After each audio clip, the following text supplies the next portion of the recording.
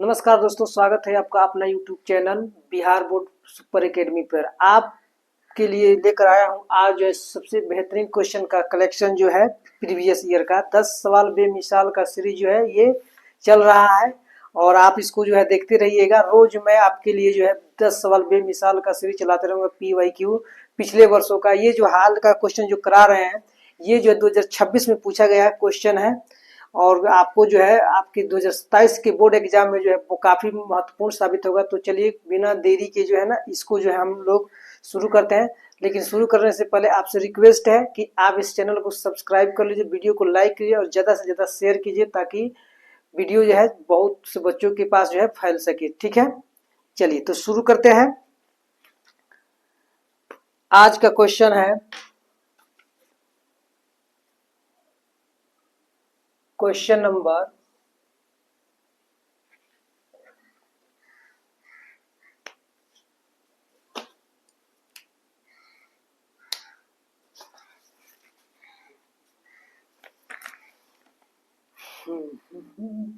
आज का पहला क्वेश्चन है आपको समानांतर श्रेणी से। समानांतर श्रेणी कह रहा है कि एक एपी समानांतर श्रेणी दे दिया है 9, 14, 19 दे दिया है और इसके लिए पूछ रहा है कि बताइए A 30 माइनस A 10 का मान क्या होगा। देखिए कह रहा है यानी A30 और A10 का मतलब हुआ है कि 30वां पद और 10वां पद का अंतर क्या होगा। ठीक है, तो इसके लिए हमको पहले जो 30वां पद चाहिए और 10वां पद चाहिए। तो 10वां पद और 30वां पद निकलेगा कैसे, इसको हम सॉल्यूशन करेंगे। तो पहले A बराबर क्या हो जाएगा, A बराबर 9, D का मान निकालेंगे, किसी दो लगातार पदों को लेंगे और अगला पद में से पिछला पद घटा लेंगे। तो ये हो जाएगा 14 माइनस 9 बराबर 5, यानी D का मान निकल गया 5। अब हमको क्या चाहिए, A30 चाहिए। A30 का मान हो जाएगा A प्लस ये 30, n का मान 30 है तो क्या हो जाएगा n-1 होता है गुना D, तो n-1 यानी 29D हो जाएगा। तो A के मान 9 जोड़ 29 गुना D के मान 5, 29 बचे क्या हो जाएगा 145, 9 154, यानी 30वां पद A 10 यानी 10वां पद A जोड़ n-1, तो n का मान 10 में से गया 9 गुना D होता है तो 9D। ये हो जाएगा आपको A के मान 9 प्लस 9 गुना D के मान 5, 9 पचे 45, आप 9 54, तो ये आपका हो गया 54 हो गया। यानी A 10वां पद 54 हो गया, A 30वां, तो 30वां पद और 10वां पद दोनों निकल ही गया। तो हमको इनका अंतर चाहिए 30 माइनस A 10 का मान क्या होगा। तो A30 का मान 154 और माइनस A10 का मान 54, तो इसको घटाएंगे तो ये हो जाएगा 100 आंसर हो जाएगा। इस तरह से जो है आपका क्वेश्चन बनकर तैयार हो गया। देखिए कितना आसान है, इसमें कोई दिक्कत नहीं होना चाहिए। चलिए अगला क्वेश्चन शुरू करते हैं।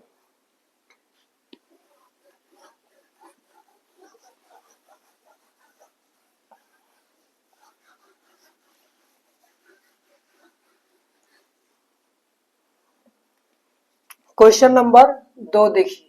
क्वेश्चन नंबर 2 कह रहा है कि यदि किसी समांतर श्रेणी के nवां पद, एकदम हलवा सवाल, nवां पद जो है nवां पद आपको दिया है Tn, nवां पद Tn बराबर दिया है 2n प्लस 7।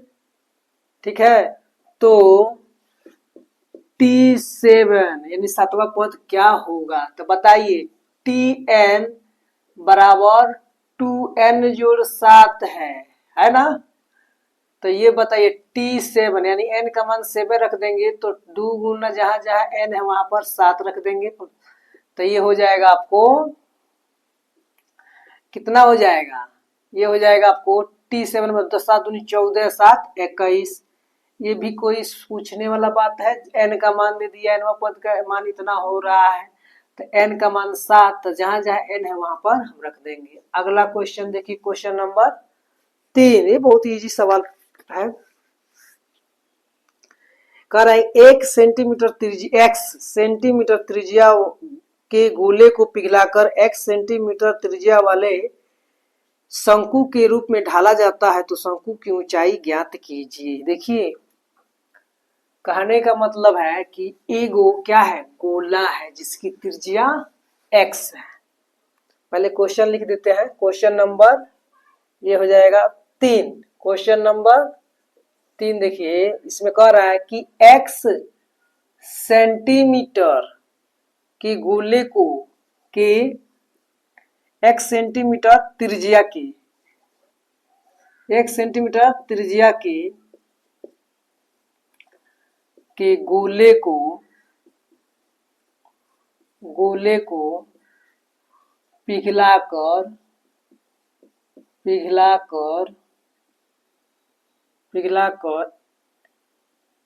x सेंटीमीटर त्रिज्या वाले x सेंटीमीटर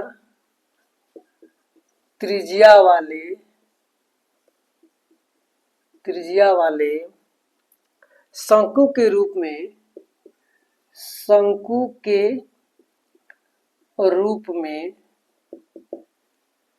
में ढाला जाता है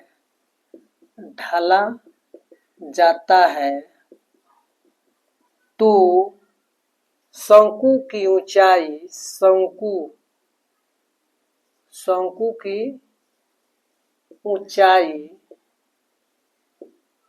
ज्ञात करें। चलिए सॉल्यूशन करेंगे। गोले का जो है, गोले की त्रिज्या जो है, त्रिज्या बराबर x सेंटीमीटर है। गोले की त्रिज्या क्या हो जाएगा, x सेंटीमीटर। तो गोले का आयतन क्या हो जाएगा, गोले का आयतन बराबर 4/3 पाई r। r के मान क्या हो जाएगा, x, तो x क्यूब सेंटीमीटर क्यूब हो गया। ठीक है, अब बताइए, मान लीजिए कि माना शंकु की ऊंचाई बराबर h है, इसलिए शंकु का आयतन बराबर होता है 1/3 into pi r square. r का मान दिया है x स्क्वायर गुना h। अब देखिए प्रश्न से क्या होगा, प्रश्न से ये होगा कि यदि मान लीजिए कि 1 किलो का आप जो है मिट्टी, 1 किलो मिट्टी से आप कोई खिलौना बना रहे हैं, उसी मिट्टी को तोड़ करके आप यदि कोई वस्तु बनाइएगा तो भार में जो है, आयतन में कोई परिवर्तन नहीं होगा। यानी उसका भार जो है ना, उसी मिट्टी से बना है तो वो बराबर रहेगा, यानी आयतन क्या होगा, बराबर होता है। यानी शंकु का जितना आयतन है वही गोले का आयतन हो गया।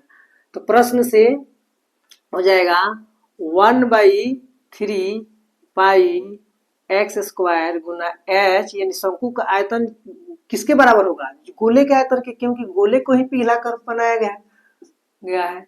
x क्यूब पाई से, पाई नीचे 3 से 3 कट गया, अब जो है x स्क्वायर से एगो कट गया, यानी h का मान हो जाएगा 4 इंटू x, 4x।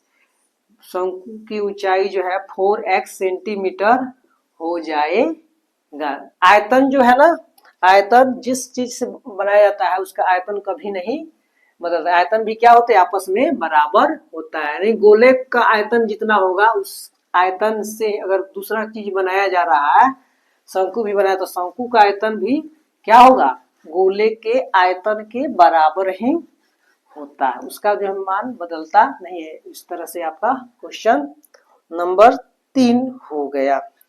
अब बताइए, इतना आसान क्वेश्चन, क्वेश्चन नंबर 4 है।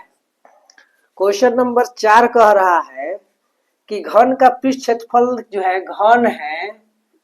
घन का जो पृष्ठ क्षेत्रफल है, पृष्ठ का क्षेत्रफल, पृष्ठ क्षेत्रफल बराबर 150 सेंटीमीटर स्क्वायर है।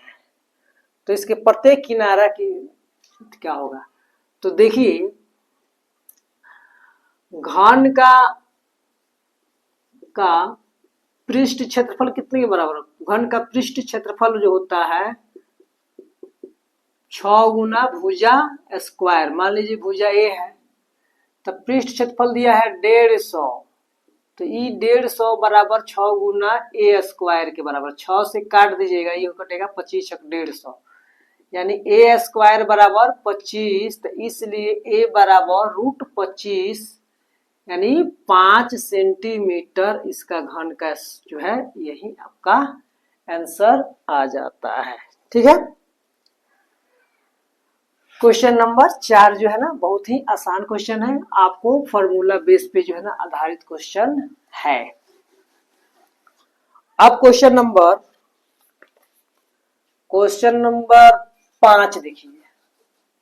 क्वेश्चन नंबर 5 में दिया है 2 वृत्तीय बेलन जिनका आयतन समान एवं ऊंचाई का अनुपात इतना है, तो उनकी त्रिज्याओं का अनुपात क्या होगा? 2 वृत्तीय बेलन जिनका आयतन समान है, एगो का मान लीजिए माना कि पहले बेलन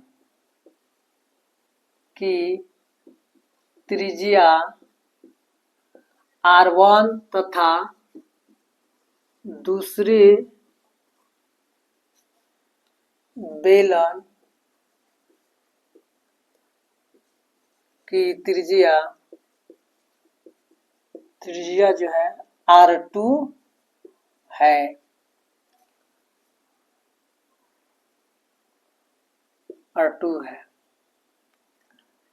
R2 है एवं ऊंचाई क्रमशः x एवं 2x है, सेंटीमीटर है। तो पूछ रहा है कि उनकी त्रिज्याओं का अनुपात क्या होगा। तो ये हो जाएगा दोनों बेलन का आयतन जो है, त्रिज्याओं का अनुपात क्या होगा? देखिए दोनों बेलन का आयतन क्या है? समान होता है। पहला बेलन का आयतन बड़ा होता है पाई R स्क्वायर, R1 है तो R1 का स्क्वायर, h का मान दिया है x, ये हो जाएगा पाई R2 का स्क्वायर गुना h का मान दिया है 2x।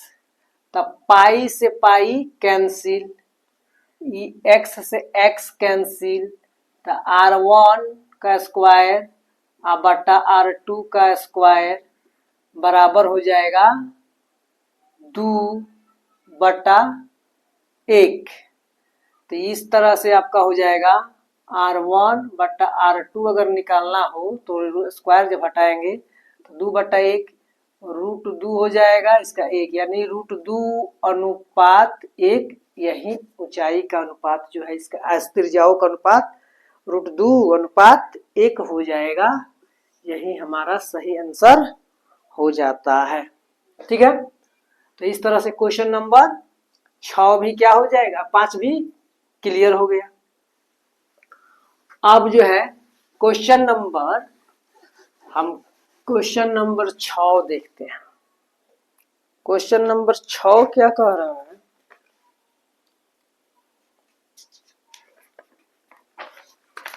क्वेश्चन नंबर 6 ए और बी का समांतर माध्य, ए और बी का समांतर माध्य क्या है, बराबर क्या है? तो क्या है? ए और बी को जोड़ दीजिए, 2 को 2 से भाग दीजिए, तो यही आपका आंसर हो जाएगा। अगर ये है समांतर माध्य, अगर आपको गुणोत्तर माध्य पूछता, गुणोत्तर माध्य, तो ये हो जाता रूट अंडर ए बी। इस तरह से आप गुणोत्तर माध्य का जो है रूट ए बी और समांतर माध्य पूछेगा तो ए प्लस बी बटा 2 हो जाएगा। कोई दिक्कत? कोई दिक्कत नहीं। तो ये क्वेश्चन बहुत ही आसान था।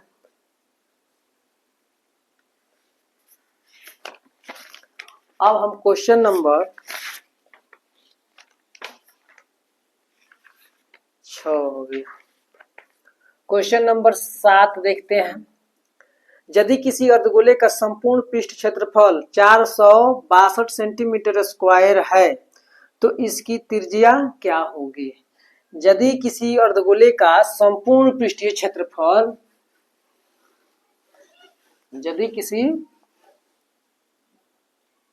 क्वेश्चन नंबर 7, यदि किसी अर्धगोले का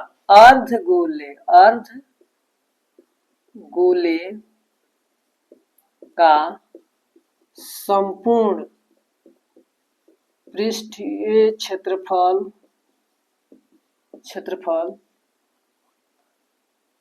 462 सेंटीमीटर स्क्वायर है तो उसकी त्रिज्या क्या होगी? तो उसकी त्रिज्या है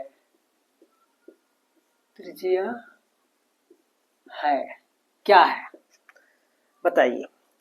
यदि किसी अर्धगोले का, मान लीजिए कि एक अर्धगोला है, इसे ये है अर्धगोला, इसकी त्रिज्या जो है आर है। क्या है? आर है। और इसका माना, सॉल्यूशन करेंगे तो माना कि अर्धगोले की त्रिज्या आर है, इसलिए संपूर्ण पृष्ठीय क्षेत्रफल बराबर होता है 3 पाई आर स्क्वायर। और संपूर्ण पृष्ठीय क्षेत्रफल प्रश्न से दे दिया है। प्रश्न से क्या दिया है कि 3 पाई आर स्क्वायर का मान दिया 462। 3 से 3 का 3, 1 3 5 15, 1 3 चौका 12। यहाँ पर 22/7 गुना आर स्क्वायर बराबर 154। 22 से 7 बार में तो आर स्क्वायर बराबर 7 गुना 7, यानी आर स्क्वायर बराबर 7 का स्क्वायर, इसलिए आर बराबर 7 हो जाएगा। यानी इसकी त्रिज्या क्या हो जाएगी? अर्धगोले की जो त्रिज्या है वह 7 सेंटीमीटर हो जाएगा।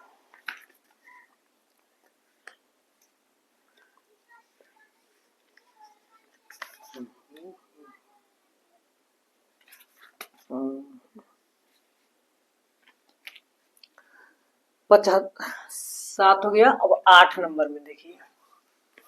8 नंबर में कह रहा है क्या?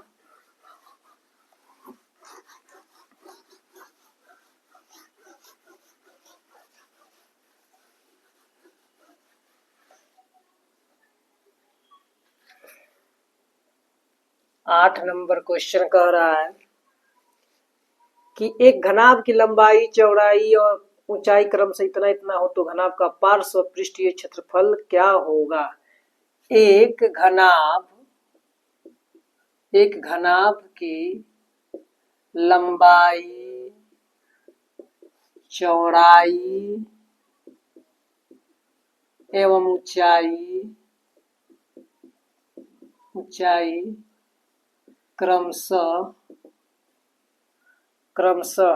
15 सेंटीमीटर, 6 सेंटीमीटर एवं 5 सेंटीमीटर हो तो घनाभ का पार्श्व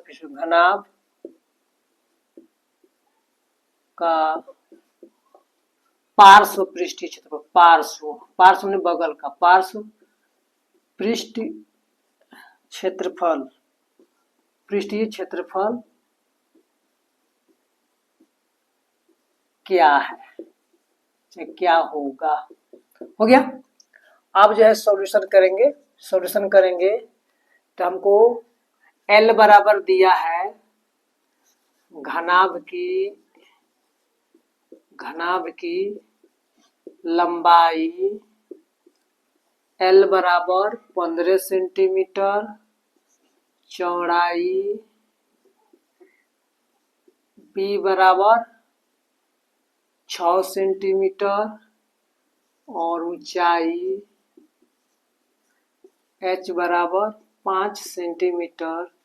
इसलिए पार्श्व पृष्ठीय क्षेत्रफल बराबर हो जाएगा 2 into L plus B into H. तो 2 इंटू एल के मान क्या है 15 जोड़ 6 गुना एच के मान 5, तीन जगह 5 दूनी 10, 15 6 21 210, 15 6 21, 21 में 10 से गुना करें दूसरी इतना स्क्वायर हो जाएगा। पार्श्व पृष्ठीय क्षेत्रफल जो है आपका 210 सेंटीमीटर स्क्वायर हो जाएगा। क्वेश्चन नंबर 9 देखिए। क्वेश्चन नंबर 9 में क्या कह रहा है जी, क्वेश्चन नंबर 9 में कह रहा है, क्वेश्चन नंबर 9 कि यदि 6 8 9 x और तेरे का माध्य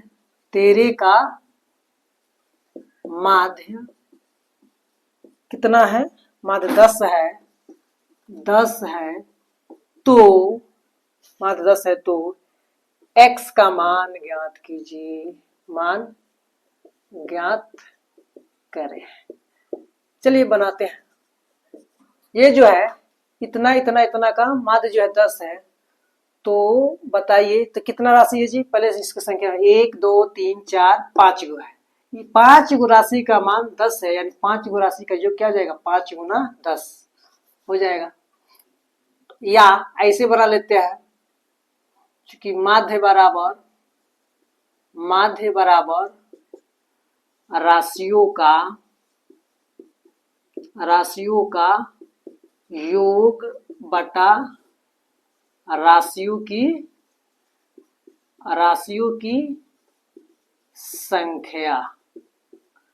ये माध्य दिया है 10, राशियों का योग 6 जोड़ 8 जोड़ 9 जोड़ x बटा 5। ये जब बनाएंगे तो ये हो जाएगा आपको, ये 5 भागा इधर क्या हो जाएगा गुना, 10 गुना 5 बराबर हो जाएगा 8 6 14 9 23 जोड़ x, तो ये हो जाएगा आपको 10 25 50 प्लस इधर का माइनस 23 बराबर x, इसलिए x का मान हो जाएगा 23 घटा देंगे, ये हो जाएगा 27, यानी x का मान जो हो जाएगा आपको 27 हो जाएगा।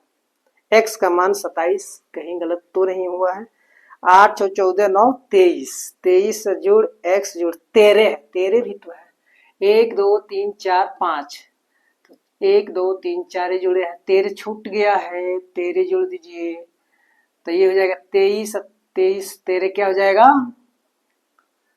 8 14 9 23 3 26, 26 10 36, 36 घट जाएगा इधर, तो ये 36 घटेगा तो क्या हो जाएगा, ये हो जाएगा 36 तो 14, इसका मान जो है x का मान 14 आ जाएगा।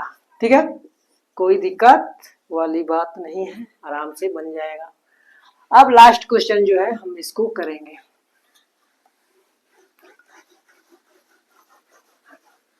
लास्ट क्वेश्चन है 10 नंबर। 10 नंबर में दिया है